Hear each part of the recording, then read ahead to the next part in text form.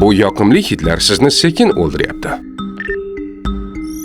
Ko'pchilikning mashinasida bitta narsa bor: osilgan kapsula yoki yoqimli hidli flakon.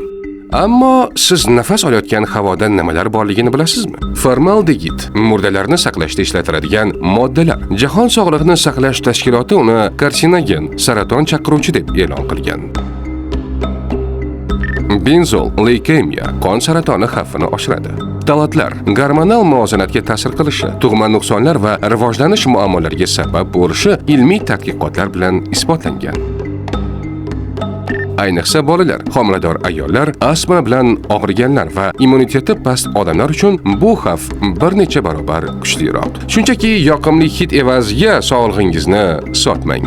Kimdir hali ham mashinasida yoqimli hid deb zaharni nafas olayotgan bo'lishi mumkin. Siz esa bu postni ulashingiz bilan uning sog'lig'ini, balki hayotini saqlab qolarsiz. Tibbiyot 103 rasmiy kanalimizga obuna bo'ling.